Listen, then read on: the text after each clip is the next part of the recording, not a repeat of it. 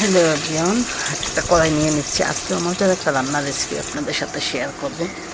তো hello everyone, YouTube channel থেকে সবাইকে স্বাগতম। কেমন আছেন সবাই? ইউটিউব চ্যানেল তাসফিক তাহা ব্লগ আমার বড় ছেলের নামে কিন্তু।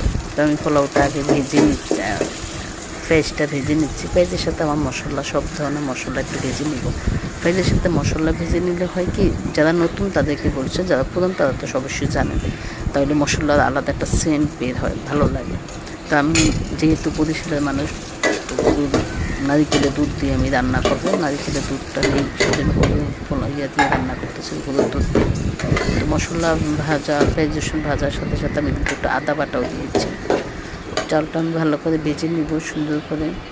তারপরে এখানে ফ্রিজে ছিল, আপনি চাইলে ফ্রিজে গাজর কেটে এইভাবে রাখতে পারেন, আর মটরশুঁটি তো সবাই ফ্রিজে রাখে। তো রান্না করার সময় সুবিধা ভালো হয়, সাথে সাথে নিয়ে দেওয়া যায়। তো এই তো সব কিছু একসাথে করে আমি একটু ভেজে নিচ্ছি, যাতে আমার পোলাওটা অনেক মজা হয়। পোলাও খেতে কিন্তু অনেক মজা, রান্না যদি সুন্দর হয়। আর রান্না হচ্ছে শিল্প আট। আর এখানে আমি ঘি দিয়ে দিচ্ছি। ঘি দিয়ে দেখি প্রথমে তেলটা একটু কম দিয়েছিলাম, যেহেতু আমি ঘি ব্যবহার করব।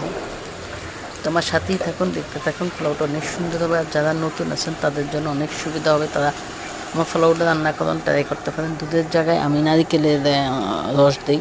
আজকে নারিকেলের রস নেই, আমরা বরিশালের মানুষ শুধু নারিকেল খাই অনেক, আর নারিকেলের রসের পোলাও অনেক মজা হয়। তো যারা নতুন তারা একবার ট্রাই করে দেখবেন, ভালো লাগবে।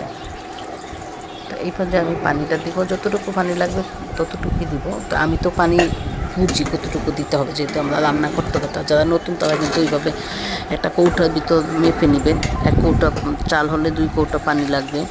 তো এইভাবেই সব কিছু দিয়ে দিলাম, দিয়ে পানিটা দিয়ে লবণ দিতে হবে, কাঁচামরিচ দিলাম। তারপরে হালকা একটু চিনি দিব, মজা লাগবে কিন্তু। পোলাওর সাথে চিনি দিলে কিন্তু অনেক ভালো লাগে।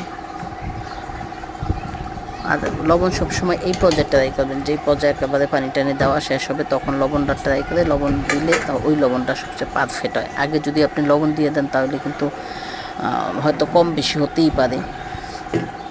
ঢাকনা দিয়ে ডেকে রাখবো।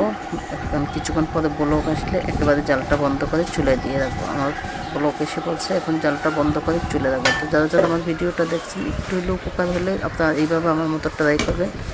আমার ইউটিউব চ্যানেলটা সাবস্ক্রাইব করবেন। সবাই ভালো থাকবেন, সুস্থ থাকবেন। আল্লাহ হাফেজ। আর রান্না দিতে যদি কোনো ভুল হয় তাহলে ক্ষমার দৃষ্টি দেখবেন।